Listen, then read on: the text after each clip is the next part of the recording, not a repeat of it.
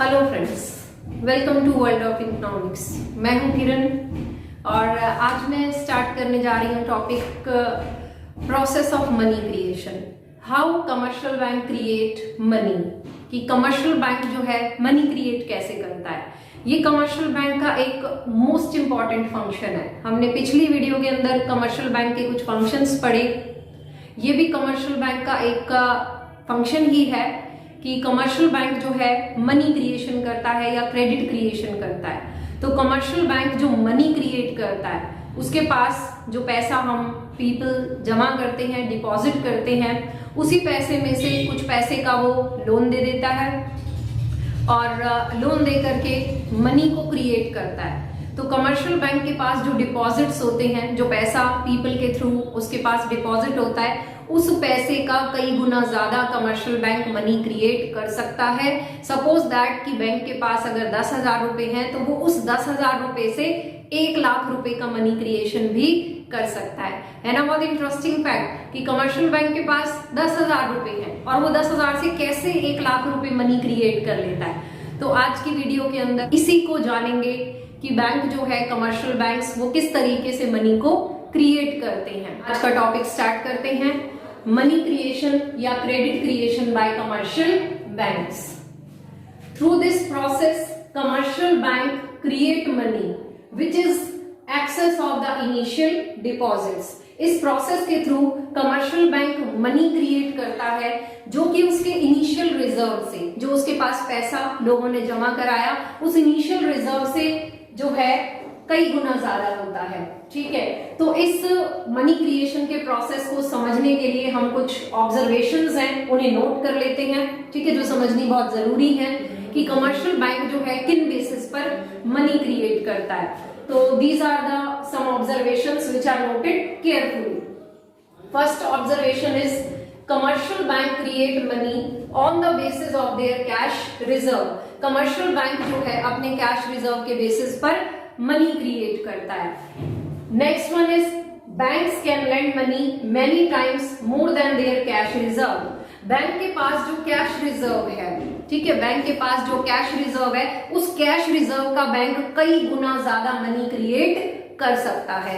जैसे मान लिया अभी मैंने बताया कि बैंक के पास जो है 10,000 रुपी है, तो 10,000 रुपी को बैंक जो है 1,00,000 रुपी मनी क्रिएट कर सकता है। उसके पास ये कैपेसिटी होती है कि वो मनी को कई गुना ज्यादा बढ़ा देता है। ठीक है, ये कमर्शियल बैंक का बहुत ही एक इंटरेस्टिंग सा फैक्ट है कि वो मनी को कई गुना ज्यादा इंक्रीज कर देता है। अब कमर्शियल बैंक का मोटिव क्या है? कमर्शियल बैंक का मोटिव है प्रॉफिट अर्न करना।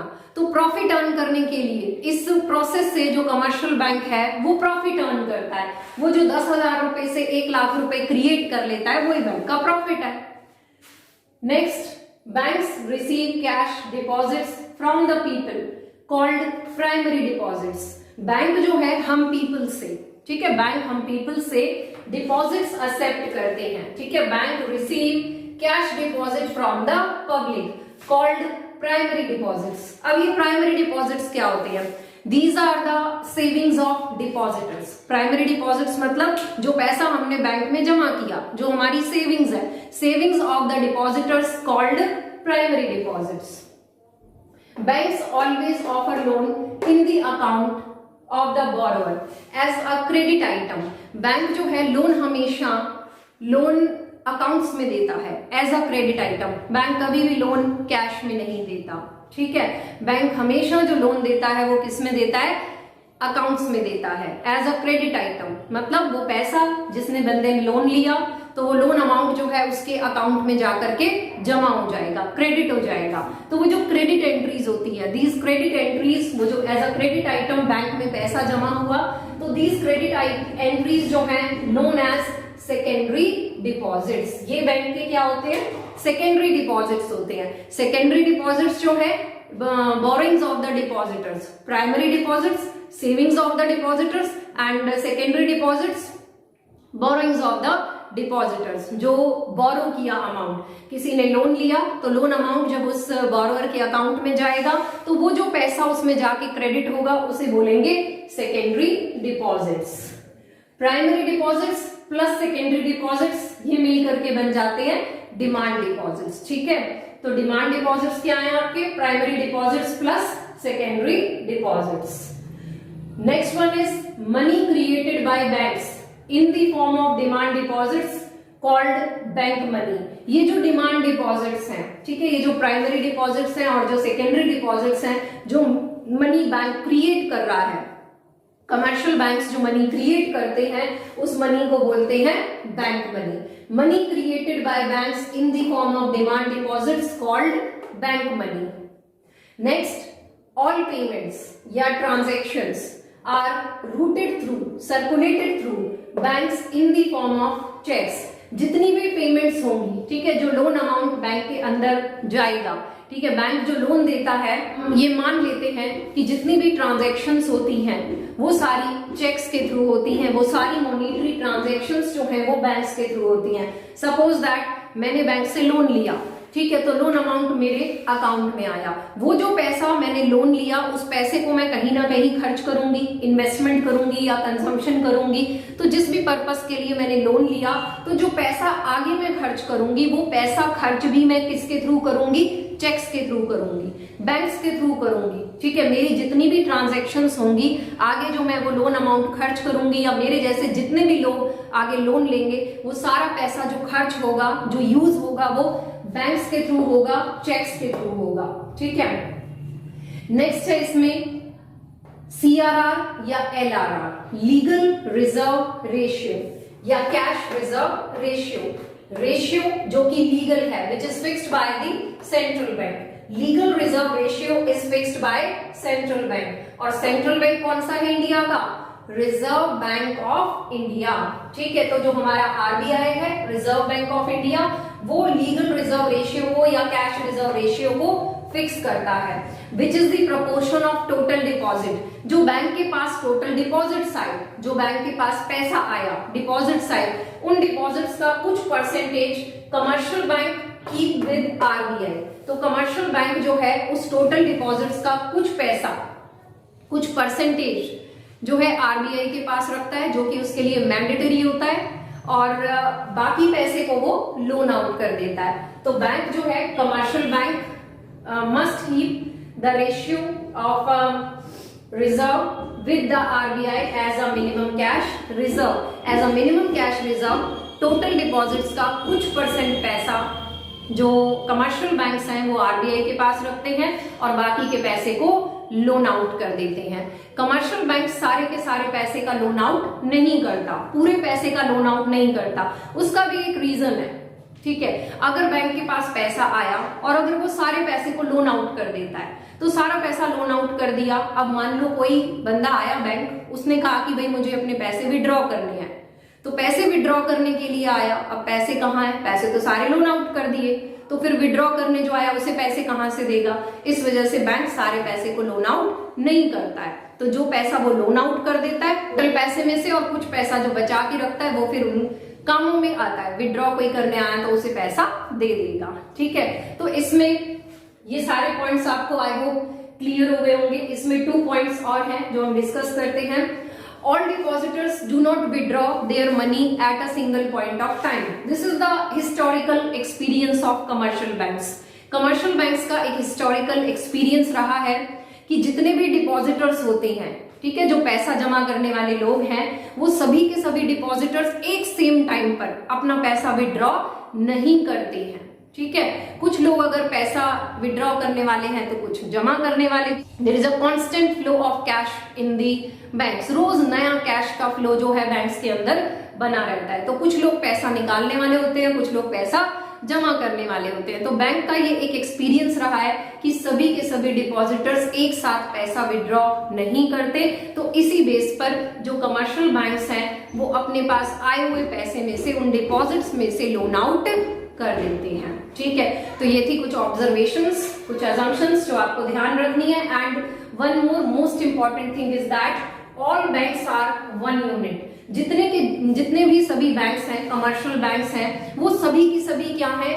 एक यूनिट है। एक यूनिट है मतलब उन सभी का जो पैसा है वो एक ही जगह जाकर के इकट्ठा होता है।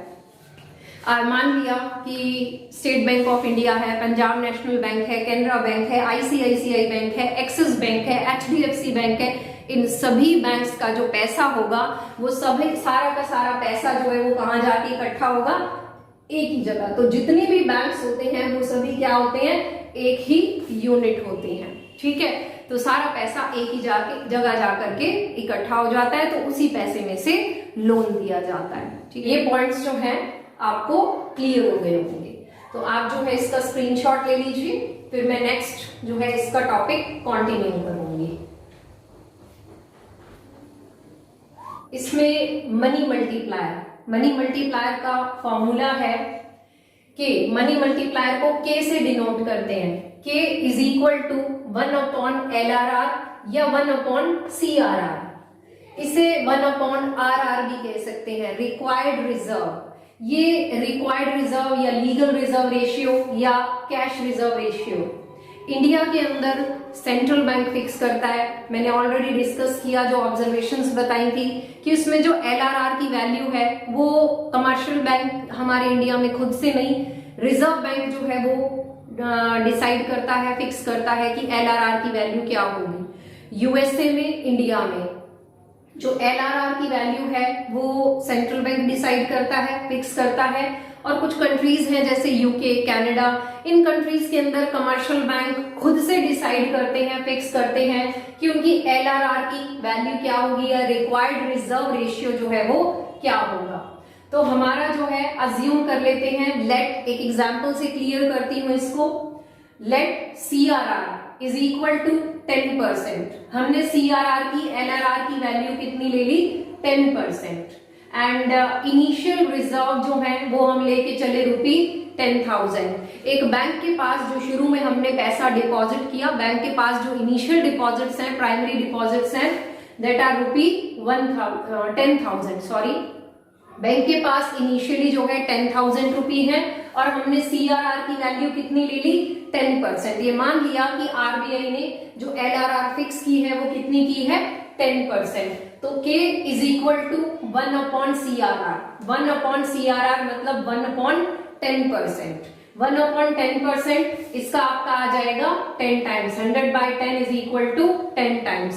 तो इसका मतलब ये है कि कमर्शियल बैंक्स जो है वो 10% CRR अगर है तो वो 10 टाइम्स मनी क्रिएट कर सकता है। उसके जो इनिशियल रिजर्व है, जो इनिशियल डिपॉजिट्स हैं, उस इनिशियल डिपॉजिट को वो 10 गुना ज्यादा इंक्रीज कर सकता है, 10 टाइम्स वो उसको इंक्रीज कर सकता है।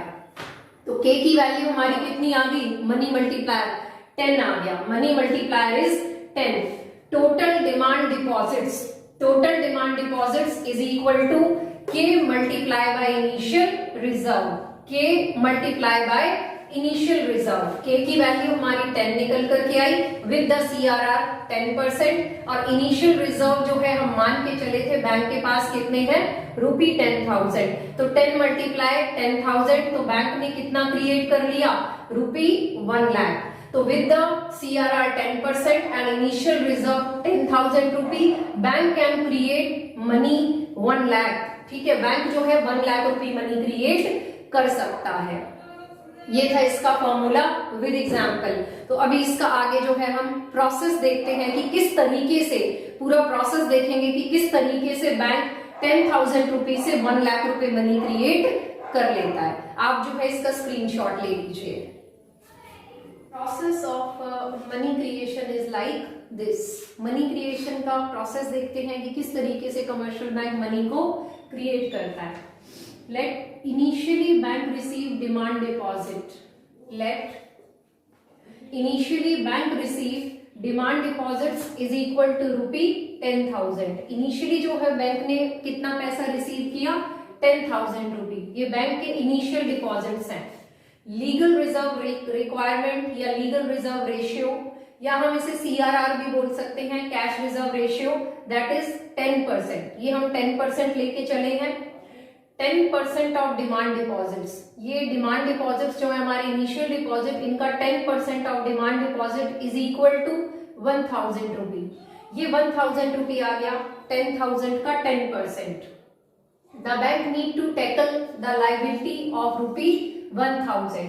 बैंक को अब 1,000 रुपी की लायबिलिटी टैकल करनी है, तो एक्सेस रिजर्व निकालेंगे। एक्सेस रिजर्व से मतलब है अवेलेबल लोन, ठीक है, जो पैसा बैंक के पास लोन के लिए अवेलेबल होगा। Actual reserve minus LRR, actual reserve कितना है हमारे पास, ये 10,000 माइनस LRR, 10,000 का 10% अभी हमने निकाला 1,000 रुपी, तो एक्सेस रिजर्व 10,000 माइनस 1,000, ये आपका कितना निकल के आ गया, रुपी 9,000। तो 9,000 रुपी जो है एक्सेस रिजर्व निकल के आया कमर्शियल बैंक के पास, which is available for loan, जिसका बैंक क्या कर सकता है, लोन दे सकता है। तो now bank can safely loan out rupee 9,000, bank जो है 9,000 रुपी को लोन आउट कर देगा एंड अर्न इंटरेस्ट इनकम, और उसके ऊपर इंटरेस्ट अर्न करेगा। तो बैंक ने जो है 1,000 रुपए अपने पास रख लिए और उसके अलावा 9,000 रुपी का लोन आउट कर दिया। ये जो 1,000 rupee as CRR minimum cash reserve जो है बैंक ने अपने पास रखा, ये इसलिए रखा ताकि कोई अगर और भी काम है, कोई पैसा अपना विड्रॉ करने के लिए आ जाता है, सारे पैसे का बैंक लोन आउट नहीं कर सकता, बैंक से अगर कोई लोन विड्रॉ करने के लिए पैसा आ जाता है तो फिर ये 1,000 रुपए उस काम में आएंगे। सेकेंड राउंड के अंदर क्या होगा, the bank need to hold cash reserve, अब बैंक को जो है कैश रिजर्व होल्ड करके रखना है, दैट इज CRR 10% ऑफ 9,000, ये 9,000 रुपए, ठीक है। एक चीज हमें और ध्यान रखनी है, ये 9,000 रुपए जो बैंक ने लोन आउट किया, ये बोरोवर के अकाउंट में किया एज अ क्रेडिट आइटम, जो भी पैसा बैंक से जाएगा, जो भी बैंक लोन देगा, वो as a credit item borrower के अकाउंट में जाकर के जमा हो जाएगा। तो 9,000 रुपए जब बैंक ने जो है लोन आउट कर दिया, जिस बंदे ने ये लोन अमाउंट लिया 9,000 रुपए, हमने ये भी अज्यूम कर लिया, जो मैंने आपको ऑब्जर्वेशंस बताई थी, अजम्पशंस, उसमें ये भी बताया था कि ये जितने भी पैसे हैं जो बोरोवर है, जिसने लोन लिया है, वो इस सारे पैसे को चेक्स के थ्रू ट्रांजैक्शन करेगा। वो आगे इस पैसे को जहां भी यूज करेगा, चाहे वो इन्वेस्टमेंट पर्पस के लिए करे या फिर वो ड्यूरेबल कंज्यूमर गुड्स के लिए उसे यूज करे, उस पैसे को वो किस तरीके से यूज करेगा, चेक्स के थ्रू यूज करेगा। वो सारा पैसा, वो सारे मॉनिटरी ट्रांजेक्शन जो है बैंक के थ्रू होंगे। तो मतलब ये पैसा घूम फिर करके वापस कहाँ लौट के आ जाएगा, बैंक में आ जाएगा। बैंक ने लोन तो दिया 9,000 रुपए का, लेकिन वापस ये पैसा घूमकर कहाँ आएगा, बैंक में आएगा, क्योंकि जितने भी मॉनिटरी ट्रांजैक्शंस हैं वो सब किसके थ्रू होंगे, बैंक के थ्रू होंगे, चेक्स के थ्रू होंगे। तो सेकेंड राउंड के अंदर the bank need to hold cash reserve, CRR 10% of 9,000। अब ये जो 9,000 रुपी बैंक के पास घूम फिर करके आ रहा है, उस 9,000 का 10% जो है वो कितना आ गया, 900। तो 900 रुपी CRR आ गई सेकेंड राउंड के अंदर। तो एक्सेस रिजर्व निकालेंगे, एक्चुअल रिजर्व माइनस CRR, तो 9,000 माइनस 900, 9,000 में से 900 रुपए माइनस कर दिए तो कितना आ गया, 8,100। अब बैंक क्या करेगा, सेकेंड राउंड में ये जो 8,100 उसके पास एक्सेस रिजर्व आई, this is available for loan, ये बैंक अब 8,100 को क्या कर देगा, लोन आउट कर देगा। Now bank can loan out rupee 8,100 and on interest, bank अब इस 8,100 को क्या करेगा, आगे लोन आउट कर देगा, ठीक है। तो ये जो प्रोसेस है बैंक का, इसी तरह से चलता रहेगा, कंटिन्यू रहेगा। और कहां तक कंटिन्यू रहेगा, मैंने आपको एग्जांपल बताया था कि bank with the 10% CRR and initial deposit rupee 10,000 bank can create rupee 1 lakh. तो बैंक का ये प्रोसेस तब तक चलता रहेगा जब तक बैंक का जो है 1 लाख रुपी टोटल डिपॉजिट्स बन जाए। तो this process continue till total demand deposits becomes rupee 1 lakh. जब तक बैंक के 1 लाख रुपए बनेंगे तब तक ये प्रोसेस चलता रहेगा और उस टाइम पर लास्ट में जाकर के जो एक्सेस रिजर्व है वो 0 हो जाएगी।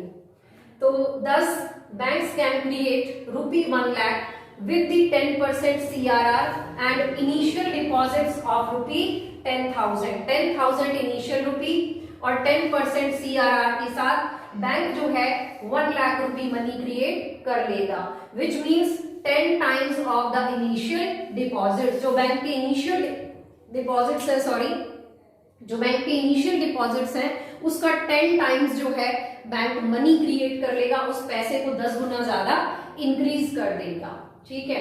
तो ये था हमारा प्रोसेस ऑफ मनी क्रिएशन। इसे अभी हम एक टेबल के अंदर जो है एक बैलेंस शीट बनाएंगे, टेबल के अंदर जो है सारे प्रोसेस को शॉर्ट में जो है डिस्कस करेंगे। तो आप जो है इसका स्क्रीनशॉट ले लीजिए।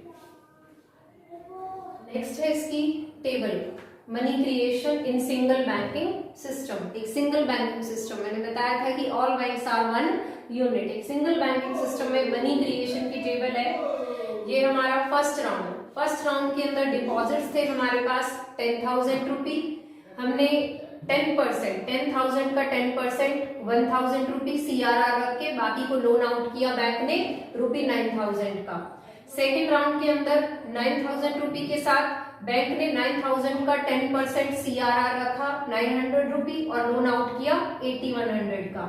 सेम एज थर्ड राउंड के अंदर 8,100 रुपी का 10% बैंक ने रख करके बाकी का लोन आउट किया 7,290 रुपी का। ये प्रोसेस जो है इसी तरीके से कंटिन्यू रहा और लास्ट में आकर के बैंक ने जो है 10,000 रुपी से, बैंक के पास जो इनिशियल डिपॉजिट 10,000 रुपी थे उनसे बैंक ने क्रिएट कर लिए 1 लाख रुपी और लोन आउट कर दिया 90,000 रुपी का। और जो उसके पास टोटल CRR आ गई, टोटल बैंक ने मनी क्रिएट कर ली 1 लाख रुपी, लोन आउट किया 9,000 रुपी का और जो बैंक की लास्ट में आकर के टोटल CRR बन गई वो बनी 10,000 रुपी।